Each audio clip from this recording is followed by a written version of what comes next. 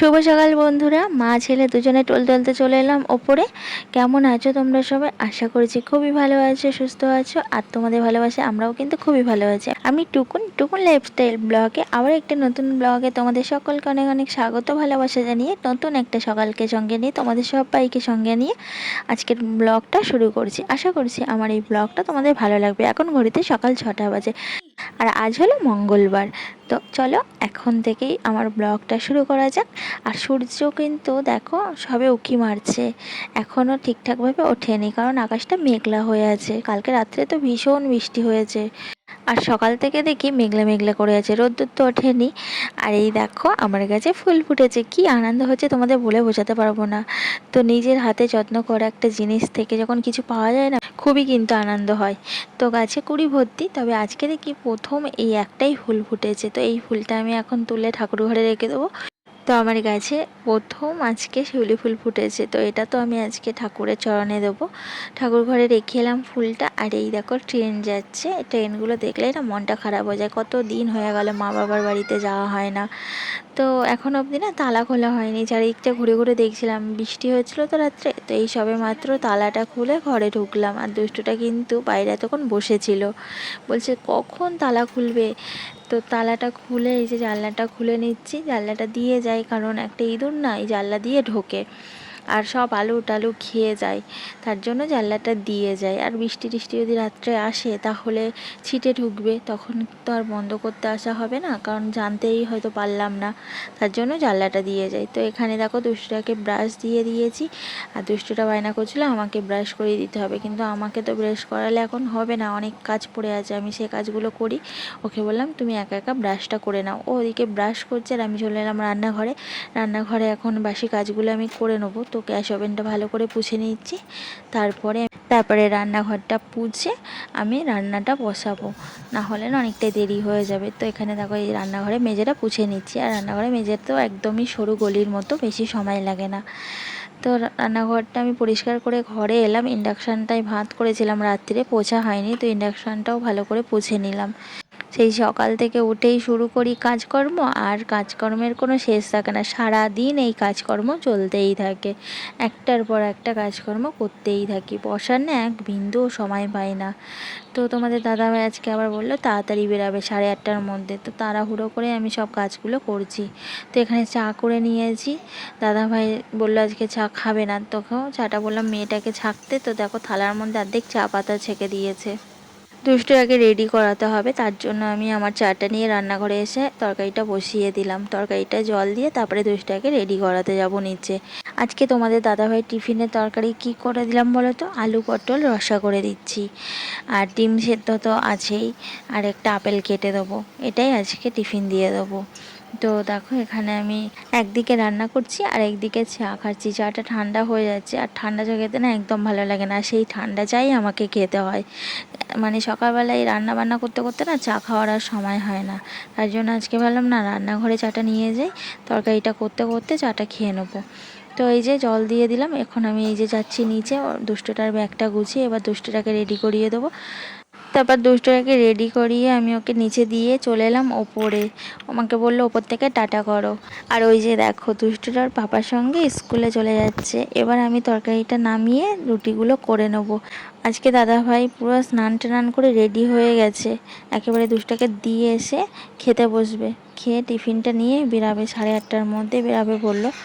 তো এই জন্য একেবারে রেডি হয়ে দুষ্টুটাকে দিতে যাচ্ছে। দুষ্টুটা দেখো আমাকে টাটা করছে, কিছুতেই শুনতে চাইছিল না, আমাকে নিচে গিয়ে ওকে টাটা করতে হবে। আমি বললাম বাবা একদম সময় নেই, পাপার এখনও টিফিন হয়নি, তুমি যাও, আমি উপর দিয়ে টাটা করছি।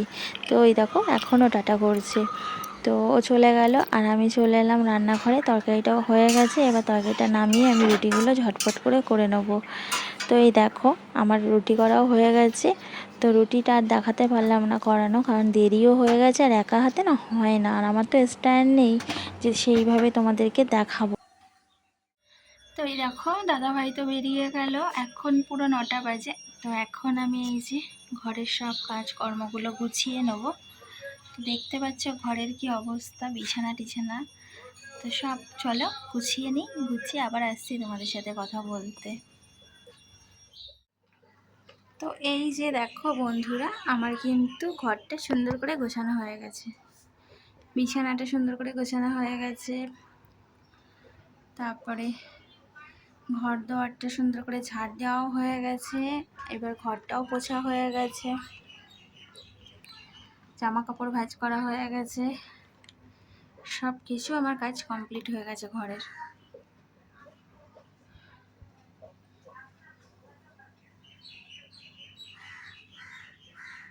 চলো এবার দুষ্টাকে আনতে যাব, 9:30 বাজে।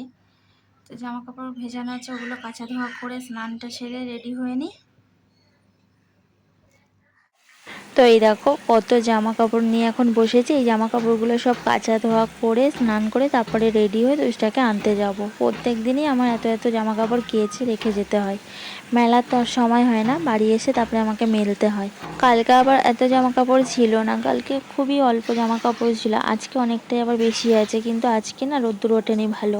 তোমরা তো দেখলেই আকাশটা পুরো মেঘলা করে আছে, আর এখন যেন আরও বেশি মেঘলা করেছে, পুরো অন্ধকার করে এসছে যেন। দেখো বাথরুমের মধ্যে লাইট জ্বলছে।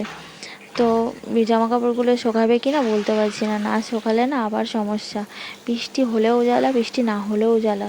বৃষ্টি হচ্ছিল না, কি গরম পড়ছিল, আর এই বৃষ্টি হলে আবার জামা কাপড় শোকাবে না, চারিদিকে প্যাচ প্যাচ করবে, মানে সব দিকেই জ্বালা, তাই না? তোমরাই বলো। তো দেখো জামা কাপড়গুলো আমার কাচা হয়ে গেছে, জামা কাপড়গুলো এবার আমি ধুয়ে নিচ্ছি একে একে। আর তোমাদের কাদের কাদের পুজোর শপিং কমপ্লিট হয়ে গেছে কমেন্টস করো, কিন্তু আমার এখনও শপিং কমপ্লিট হয়নি।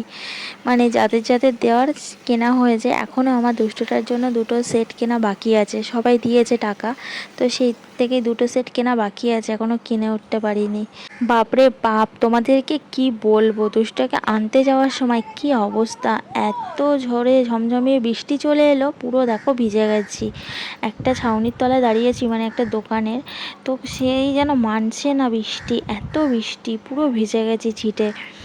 আমার ব্যাগ ট্যাগ সব ভিজে গেছে, ব্যাগের ভিতরে মোবাইলটা ছিল সেটাও ভিজে গেছে। তো দুষ্টুটাকে কোনো রকমে নিয়ে বাড়ি এলাম, দুজনেই তো ভিজে পুরো একদম জাপ।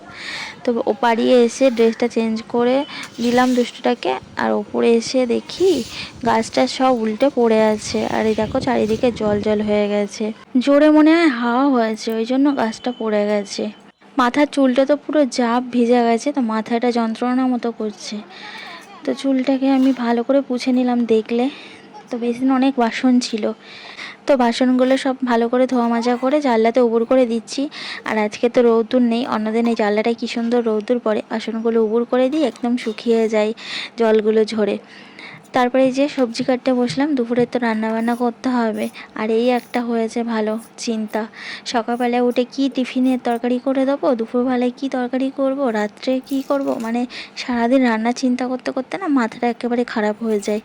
এই রান্না চিন্তা বড় চিন্তা, সকালবেলায় ঘুম থেকে উঠে চোখ খুললেই একটাই চিন্তা রান্নার, আবার রাতে শুতে যাব তখনও একটা চিন্তা রান্নার, যে কালকে সকালে আবার কি টিফিন করে দেবো। রান্নার চিন্তা করতে করতে একদিন হয়তো আমার মাথাটাই খারাপ হয়ে যাবে।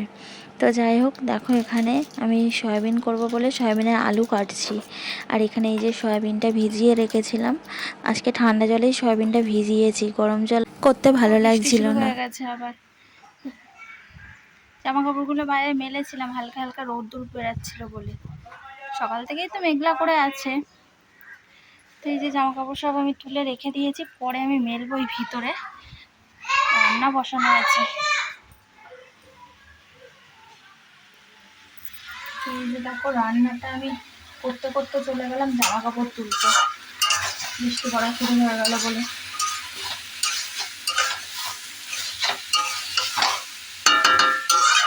কোনোটাতে শান্তি নেই। রান্না করতে করতে আবার ছুটে এলাম এ ঘরে, এসে দেখি জানলা দিয়ে পুরো ছিটে ঢুকে চারিদিকে জল জল হয়ে গেছে। তো সব গাছ টাছগুলো সরিয়ে আমি জানলাটা দিয়ে দিচ্ছি, আর বাইরে দেখতে পাচ্ছ কত জোরে বৃষ্টি চলে এলো। দুষ্টকে আনতে যাওয়ার সময় এরকম জোরে বৃষ্টি এসেছিল। শুনছি তো নিম্নচাপ হয়েছে, নাকি বৃষ্টি হবে কদিন ধরে, এখন থেকেই শুরু হলো কিনা কে জানে। আর এদিকে দেখো এখন নাচ গান হচ্ছে, খেলাধুলো হচ্ছে। এটা আমার জায়ের মেয়ে, ও এসেছে খেলাধুলো করতে। তো দুষ্টুটাকে আমি স্নান করিয়ে দিয়েছি, দুষ্টুটা আর ও দুজনে মিলে খেলা করছে। ও মাঝে মাঝে আসে, তখন একটু দুষ্টুটার সাথে খেলা করে, আবার দুষ্টুটাও যায় মাঝে মাঝে। তো একেবারে সোজা চলে এলাম বিকেলবেলায় এখন একটু আপেল কেটে দিচ্ছি দুষ্টুটাকে। তো দুষ্টুটা কিন্তু খেতে চায় না, ওর কি মন হয়েছে, ওর বাবাকে বলছিল কালকে যে একটু আপেল আনবে, আপেল টিফিন নিয়ে যাব। তো টিফিনে দিতে গেলাম, নিয়ে গেল না।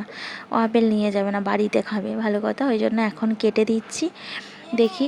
তো ও কোনো ফল টল কিছু খেতে চায় না, ওই ফলের মধ্যে শুধু একটু কলা খায়, তাও এখন আবার খেতে চায় না। ওর যে কখন কি খেতে ইচ্ছে হয় ও নিজেও বুঝতে পারে না, আর আমি তো বুঝতে পারিই না। তো দেখো ও নিজেই তুলে নিচ্ছে, আমি একটা সুন্দর করে কেটে দিলাম, তো সেটা না নিয়ে ও নিজে তুলে নিল, তারপরে আবার আমার হাতেরটা নিল, নিয়ে খেতে খেতে তোমাদেরকে বলছে দেখো আমি আপেল খাচ্ছি, তোমরা কি খাবে বলে দেখো তোমাদেরকে একটা মিষ্টি কিস দিয়ে দিল। তারপর দেখো আবার ফ্লাইং কিস দিচ্ছে, বাপরে বাপ, আমাকেও এরকম আদর কখনো করে না। বাপরে, আমি তো একেবারে অবাক হয়ে যাচ্ছি দেখে। আবার তোমাদেরকে আপেল খেতে দিচ্ছে, যাক তবু একটু তোমাদেরকে দিচ্ছে। ও যখন কিছু খায়, ও দিদি যদি চায় তো দিতে চায় না, জানো। আমি যত শেখাই যে শেয়ার করে খেতে হয়, শেয়ার করে খাবে, তাহলেই সে গুড বয়, আর যে শেয়ার করে খায় না সে ব্যাড বয়, কিছুতেই শুনতে চায় না। তো তোমাদেরকে দেখে আপেল খেতে দিচ্ছে, ওগুলো না এক একটা এক এক রকম, কোনো আপেল মিষ্টি আবার কোনো আপেল মিষ্টি না। সকালে একটা আপেল কেটেছিলাম দাদাভাইয়ের টিফিনে দেওয়ার জন্য, সেই আপেলটা একদম মিষ্টি না, আবার এই আপেলটা বেশ ভালোই মিষ্টি। তো আর বাকি আপেলগুলো ফ্রিজে ঢুকিয়ে আমি কেটে নিয়ে চলে এলাম নিচে, আর এখন দেখো 3:30 বাড়িতে যাই। আর দুষ্টুটা আমাকে দেখে লুকিয়েছে, আর আমি ওকে ধরে ফেলেছি, ও খাটের তলায় লুকিয়েছে, ভাবলে হয়তো মা খুঁজে পাবে না। ও এরকমই করে প্রায় প্রায় সময়, জানো তো। চলো বন্ধুরা, আজকের মতো ভিডিওটা এখানে শেষ করছি, দেখা হচ্ছে কালকে আবারও একটা নতুন ভিডিওতে। ততক্ষণ অবধি তোমরা সুস্থ থাকবে, ভালো থাকবে, আর আমার ভিডিওটা দেখে ভালো লাগলে লাইক করে দেবে, কমেন্টস করে জানিও কেমন লাগলো। যারা যারা এখনও আমার চ্যানেলটা সাবস্ক্রাইব করোনি, আমার চ্যানেলটা সাবস্ক্রাইব করে বেল আইকনটি অল করে রাখো। তোমরা সবাই খুব ভালো থাকবে, চলো টাটা।